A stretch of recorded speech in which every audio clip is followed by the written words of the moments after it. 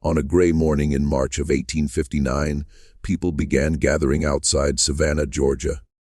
They had traveled from across the South, from Virginia, from the Carolinas, from Louisiana.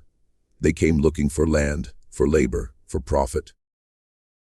The auction they were waiting for was one of the largest in American history.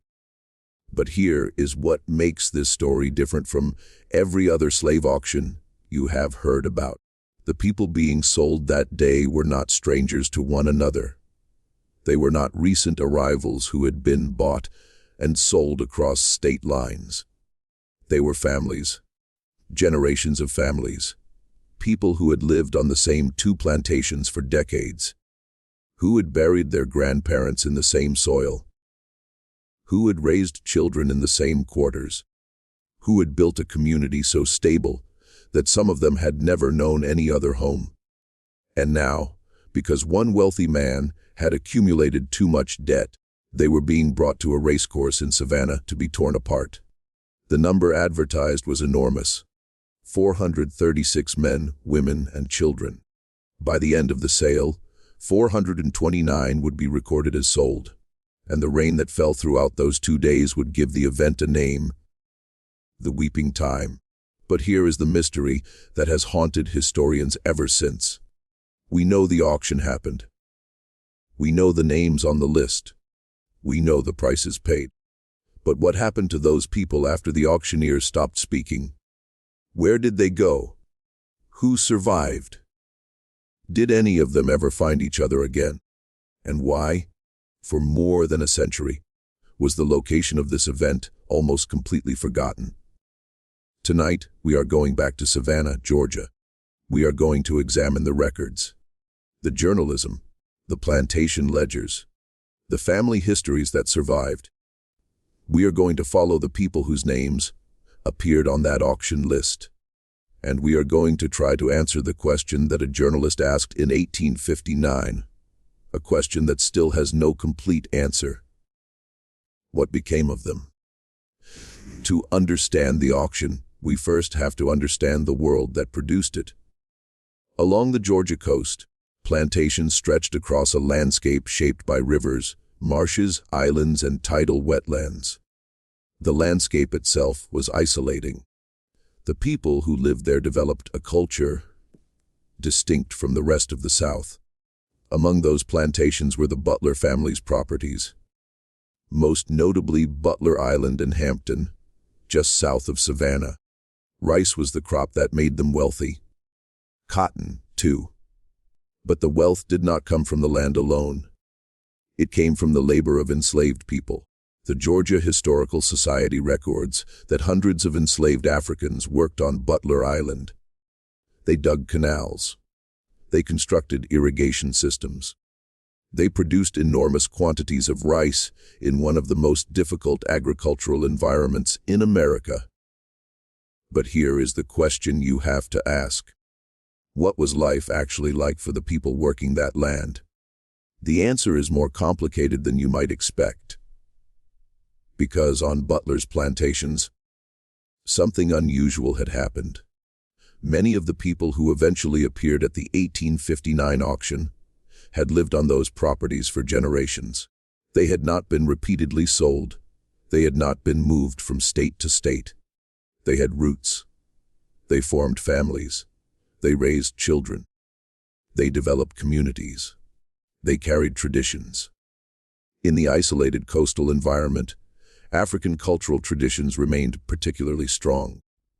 The people of the region would later become part of what we now recognize as the Gullah Geechee cultural world. A community that would preserve distinctive traditions in language, food, music, and family life long after slavery ended. And yet, legally, the system surrounding them treated them as property. That contradiction was at the heart of American slavery. A person could have a mother, a father, a child, a skill, a name, a community. And yet a single legal document could reduce that person's entire existence to an entry on an inventory. For the people on Butler's plantations, that contradiction had existed for as long as anyone could remember. But something was about to change. The community they had known for generations was about to be destroyed. 2. The man at the center of this story was Pierce Mies Butler. Butler had inherited substantial wealth connected to his family's plantations. His grandfather, Major Pierce Butler, had been one of the largest slaveholders in Georgia. Pierce Mies Butler belonged to a prominent family. He had status. He had property. He had access to a fortune built partly through enslaved labor. But he also had something else. He had problems. The financial crisis of 1857 damaged businesses and investments across the United States. Banks failed. Credit dried up. Wealthy men who had been living on borrowed money suddenly found themselves exposed. Butler was one of them. He had accumulated substantial personal debts. And here is the detail that makes this story so disturbing. The Library of Congress identifies gambling debts and the financial crash of 1857-58 as major factors behind the eventual sale. Pierce Mies Butler had lost money at the card table, and now his creditors were demanding payment. So here is the question. When a wealthy plantation owner owes money, what does he sell? He could sell land. He could sell houses. He could sell possessions. But under the legal system of slavery, another option existed. He could sell the people he legally claimed to own. Butler began looking at his assets. He looked at his plantations. He looked at the land. And then he looked at the people who worked that land. The question became, how much could hundreds of human lives bring at auction? The answer would be hundreds of thousands of dollars. But here is what makes this story even more disturbing. Butler did not simply sell people he had recently acquired. He sold people his family had owned for decades. People who had worked his grandfather's fields. People who had been born on the same plantations their parents had worked. He was not selling strangers. He was selling a community that had existed for generations, and he was doing it to pay off gambling debts. The sale wasn't hidden. It was advertised. Newspapers across the South carried notices announcing that a large group of enslaved people from Butler's Georgia plantations would be sold in Savannah. The advertisement described them in the language of the slave market. Workers were categorized according to their perceived usefulness. Mechanics, house servants, rice workers, cotton workers, skilled laborers. The language tells us something important. The people were being presented not as individuals with stories, but as economic units. And yet behind every category was a human life. A carpenter had learned a trade. A cook had learned her craft. A parent had raised children. A young person had dreams they were never asked about.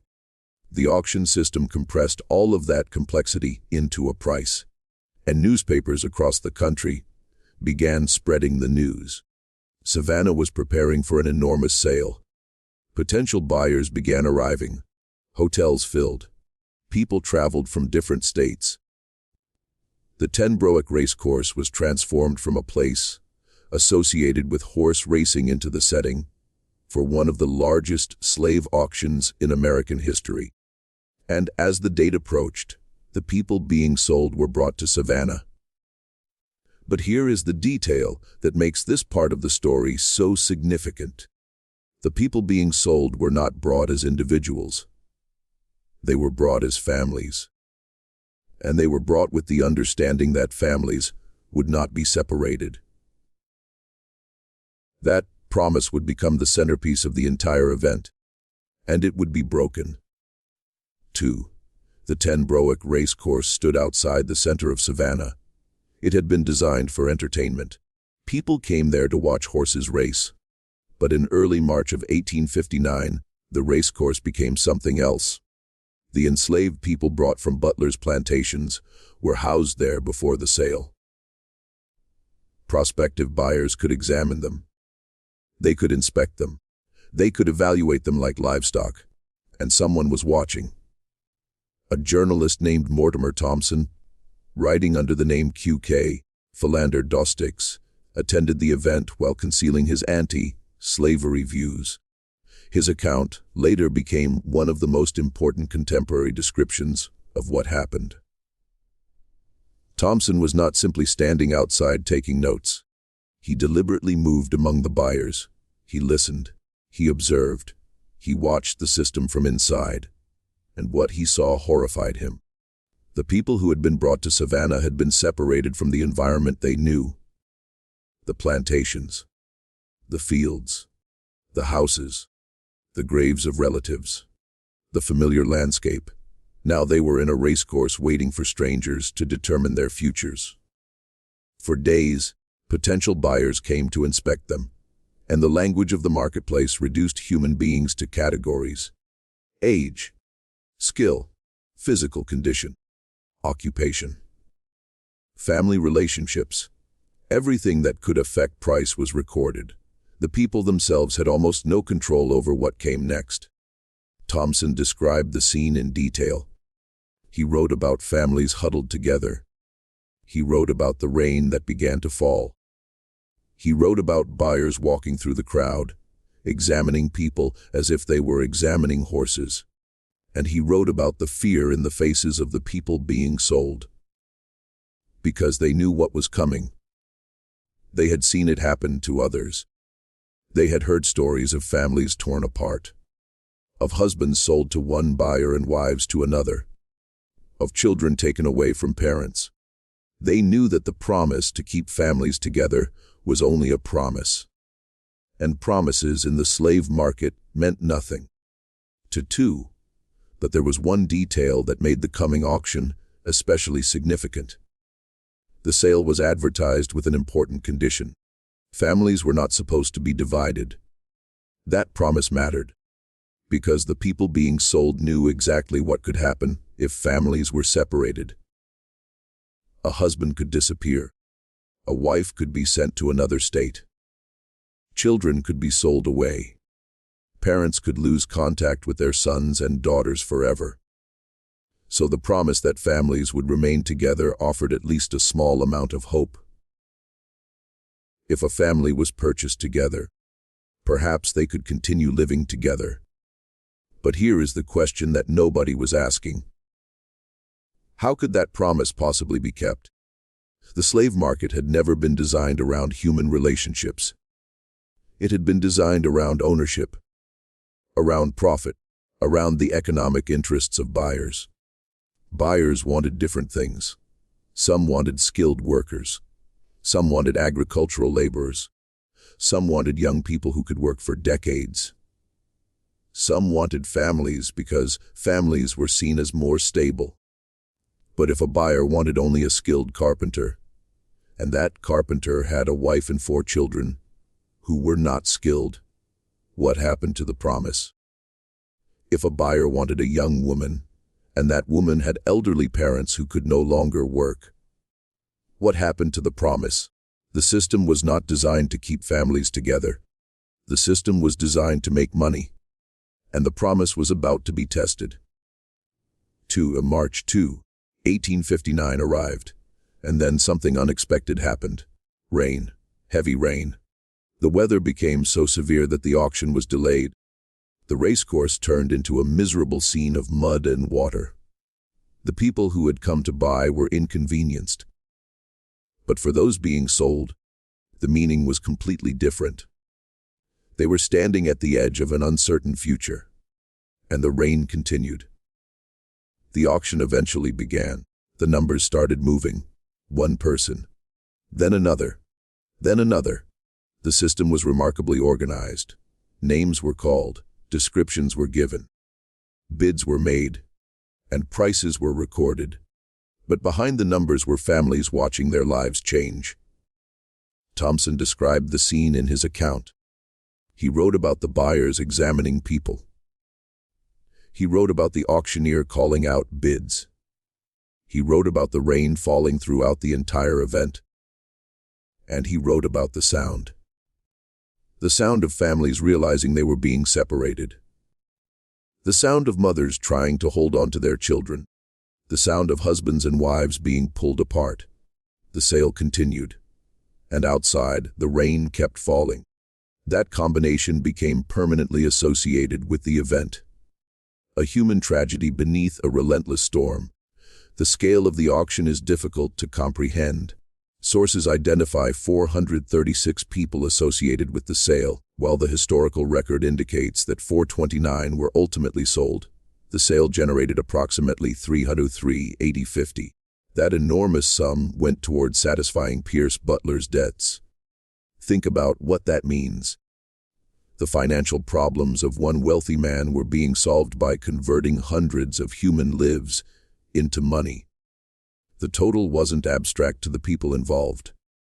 It determined where they would live, who would control their labor, whether husbands and wives would remain together, whether children would see their parents again, and whether people who had known the same community for decades would ever return home. The auction wasn't merely transferring property. It was dismantling a community. But here is what is perhaps the most disturbing detail. The auction was considered a success. The buyers got what they wanted. Butler got what he wanted. The creditors got what they wanted. The only people who lost were the people being sold, and they had no say in the matter. But someone was watching. Mortimer Thompson. He had come to Savannah as a journalist. He wanted to understand the auction from the inside. So he concealed his real intentions. He listened to conversations. He recorded details. He watched buyers discuss people as commodities. And afterward, he wrote an extensive account. His publication, What Became of the Slaves on a Georgia Plantation, became one of the most important contemporary records of the sale. That title contains an important question. Not who bought them. Not how much did they cost, but what became of them. That question is the heart of this entire story, because an auction can be documented in numbers. But what happens to a human being afterward? That's harder to record. Thompson's account is remarkable, not just for what it describes, but for what it reveals about the system. He wrote about the buyers. He wrote about the auctioneer. He wrote about the conditions in which the enslaved people were housed. He wrote about the families being separated. And he wrote about the rain. But he also wrote about something else. He wrote about the people themselves. He wrote about their faces, their expressions, their fear. He wrote about a mother trying to hold on to her child. He wrote about a husband and wife who were sold to different buyers. He wrote about a young girl who was taken away from her mother. Thompson's account is the closest thing we have to a record of what the people themselves experienced. But here is the limitation. Thompson was an observer. He was not one of the people being sold. He could describe what he saw, but he could never fully understand what they were feeling. That gap between observation and experience is one of the great challenges of telling this story. 2. The auction records preserved fragments. Names, ages, occupations, prices, family connections. But the records were never designed to preserve memories. They weren't biographies. They weren't diaries. They didn't record what someone was thinking. They didn't record what a mother told her child. They didn't record the final conversation between relatives. They recorded transactions. And that creates a strange historical problem. The people were present. Their names were written down. Their prices were recorded. But their voices were mostly absent. This is why later historians have had to reconstruct their lives from fragments. A name in an auction list. A plantation record. A census entry. A letter. A family tradition. A later land record. Sometimes one document leads to another. And sometimes a person's trail simply disappears. But here is what historians have been able to piece together. Some families were sold together. A husband and wife. A mother and her children. An elderly parent with adult children. But not all of them. Many families were separated. Some were taken far away. Some remained closer to Georgia. Some would eventually return, and some descendants would spend generations trying to determine exactly what happened to their ancestors. The records are incomplete, but they are not silent. And historians continue to work on reconstructing what happened to the people whose names appeared on that auction list. There was another person whose writings became important to understanding the Butler plantations. Her name was Frances Anne Kemble. She was a famous British actress and writer who married Pierce Butler. Years before the auction, in 1838 and 1839, Kemble spent time on the Georgia plantations, and what she witnessed changed her view of slavery. She kept a journal. In it, she recorded observations about plantation life and the treatment of enslaved people. The journal wasn't published immediately. It appeared later, in 1863, after her marriage had ended and while the American Civil War was underway. Her account became an important first-hand source. It showed that the story of the Butler plantations did not begin in 1859. The auction was the final explosion of a system that had existed for decades. Kemble's writing gives historians another window into that world. Thompson's writing gives another. Plantation records give another. Auction lists give another. And when historians put them together, a picture begins to emerge.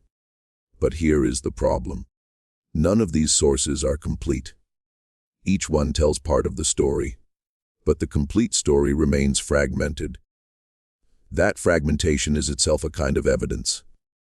It tells us that the system was designed to reduce people to property, and when people are reduced to property, their stories become harder to reconstruct.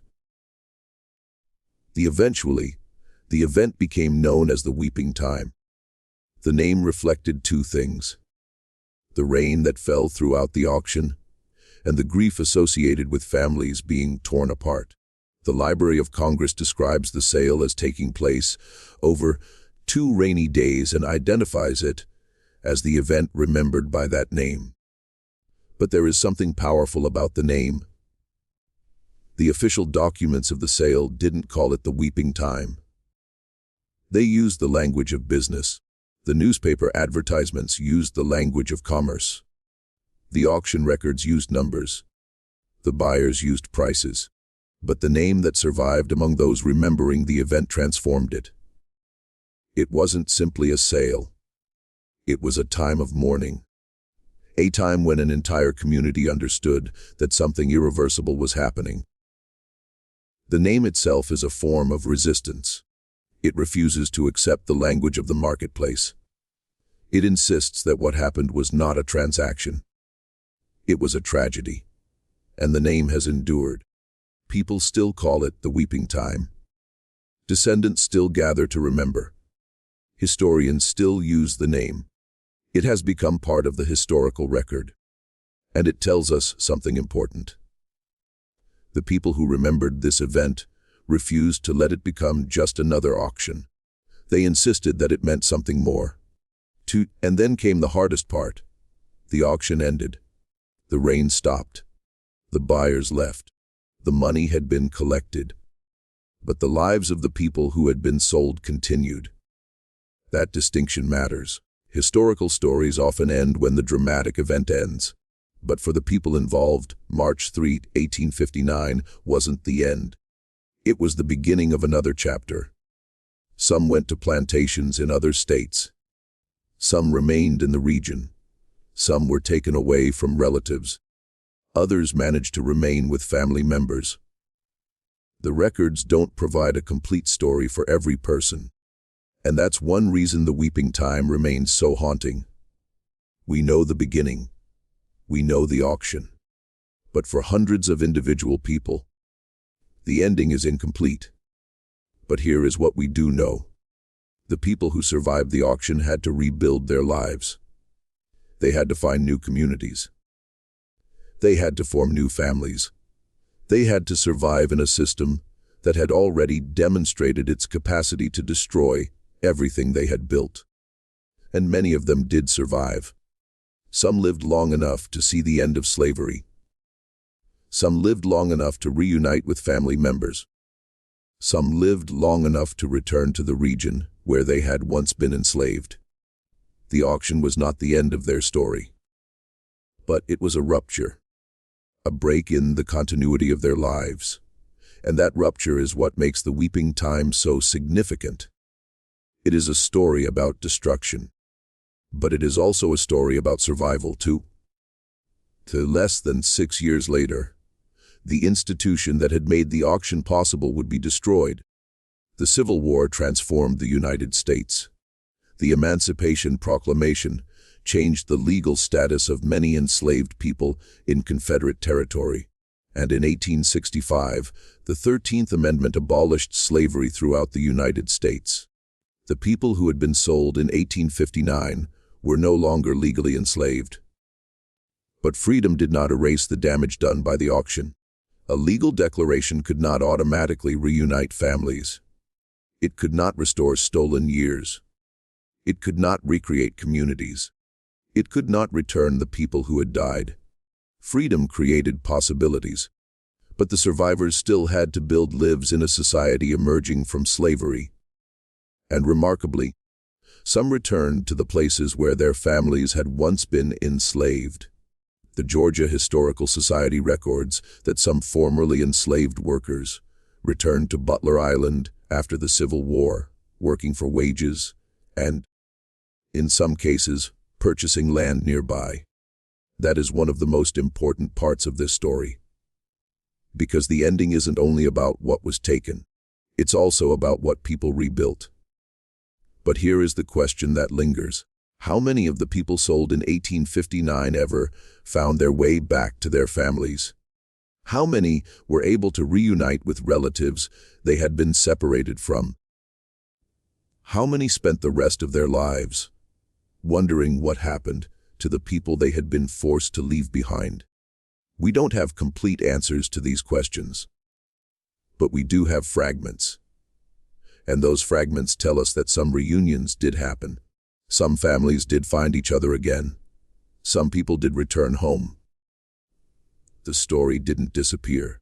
It moved through generations.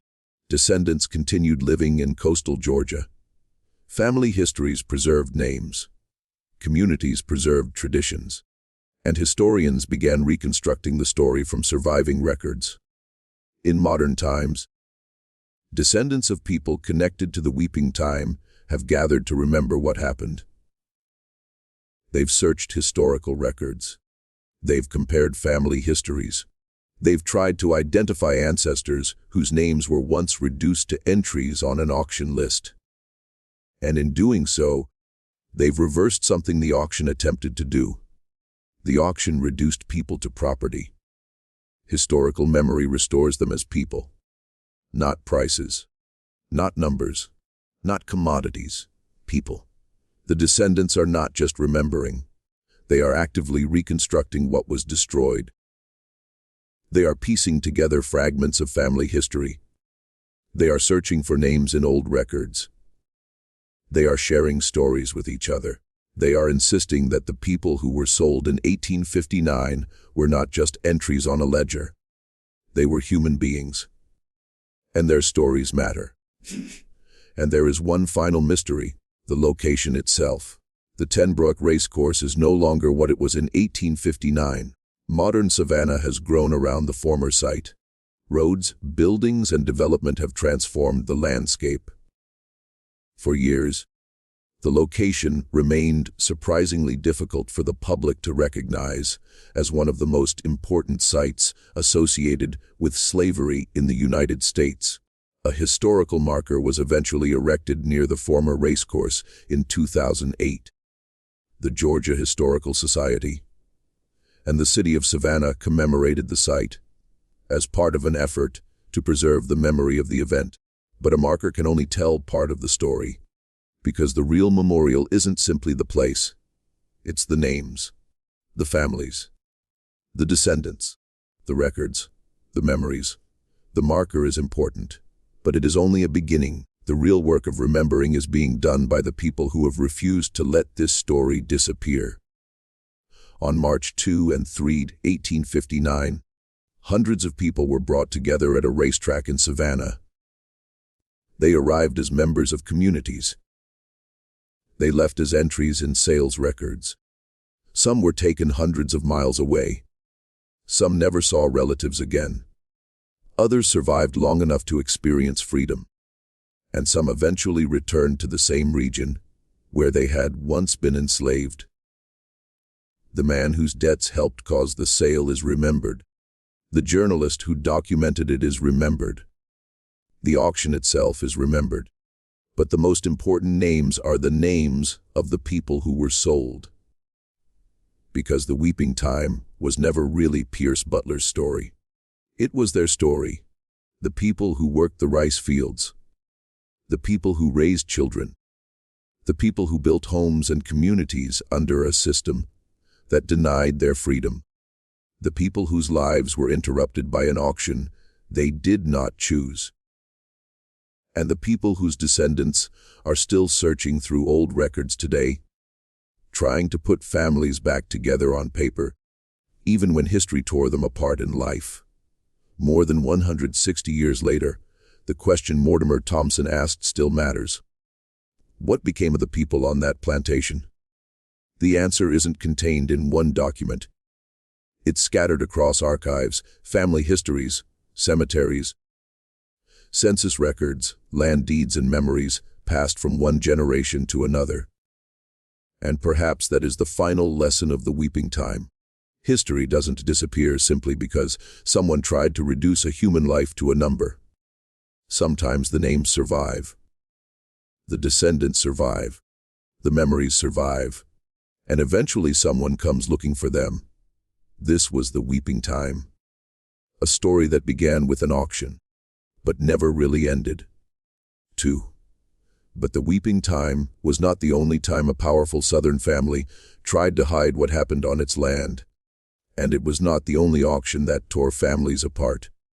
There is another story. A story about a plantation in Louisiana.